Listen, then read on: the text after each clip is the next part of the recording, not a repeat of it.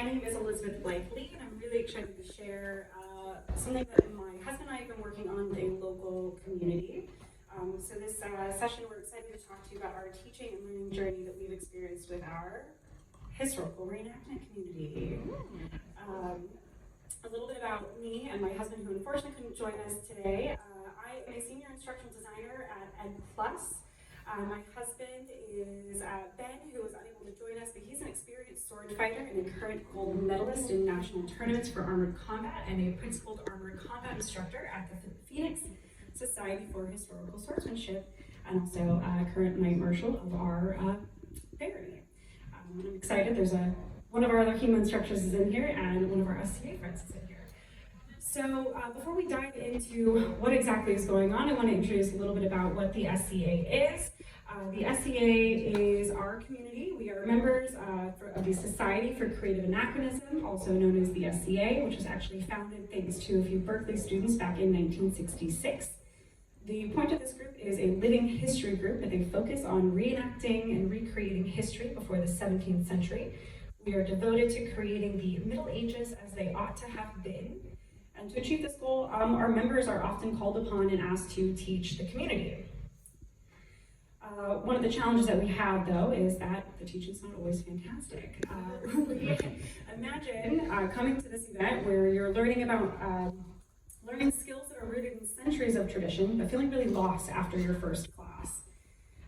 That's what we've experienced a lot of. So as a result, our kind of innovative thing is we took something that most of us know very well here, instructional design, and thought, how can we infuse how we're currently teaching these classes to transform our community and the community learning that we see. So I want to share some context and challenges to what we've experienced. Being an organization that is so focused on teaching and learning, we found that surprisingly, there was not a strong teaching culture. We found a lot of people who wanted to teach and even more who wanted to learn, but there seemed to be a gap in how that was actually happening.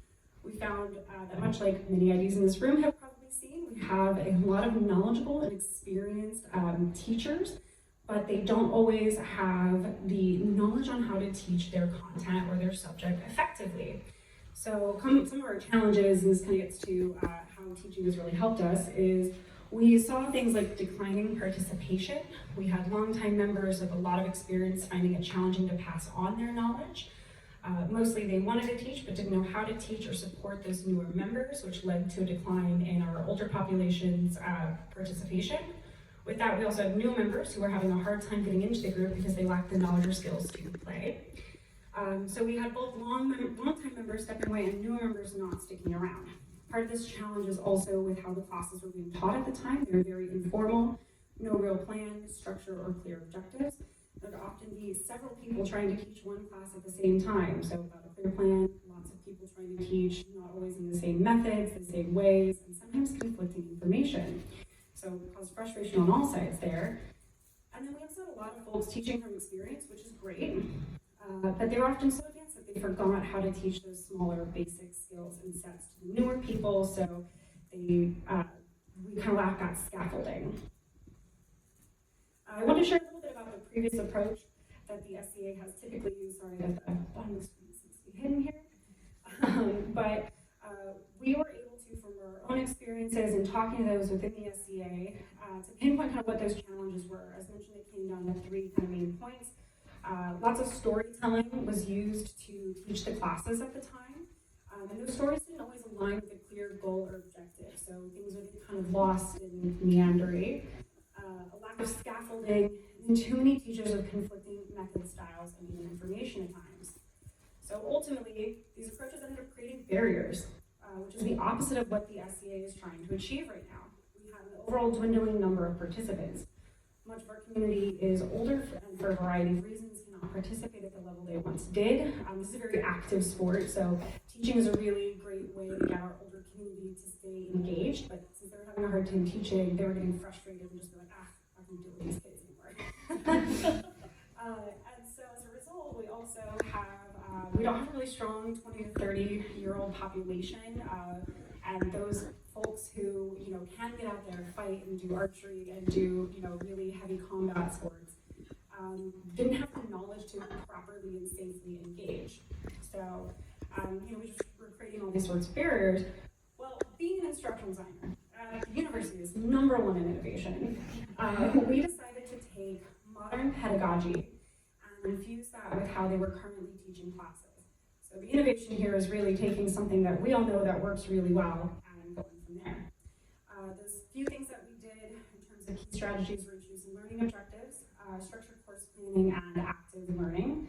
We call this time to sword, so getting students with an actual sword in their hand to go for, to just see how you do this in the real world. Part of our strategies are actually showing just very basic instructional design things. We presented this at a Arts and Sciences Collegium event last October. We've seen a lot of success. These slides are now being used across the state of Arizona to help teach those classes. Ultimately, at the end of the day, what we found works is we didn't abandon the tradition of the SCA and how they used to teach. We just enhanced it. So we enhanced their storytelling by infusing instructional design strategies and increasing that active learning time, or time to sword as that guiding metric. And lastly, so these were some of the things that we'd seen as a result of about a year of us doing this is we had before we had inconsistent attendance, high dropout rates, frustrated new members, unsure of progress, and teachers lacking confidence and direction. And after using very basic instructional design methods, we're seeing increased retention, an engagement boost, so more people getting involved, and ultimately stronger connections. We're seeing people who didn't think that they could teach. So that's been really cool. And I think the big takeaway is we can always take something that seems kind of old that we've done a million times and put it in a new setting, and that's really innovative. So and I think the other thing we can take away in our classes is how can we get students to active learning and that time to sword. Whatever your sword is, how do you decrease time to sword?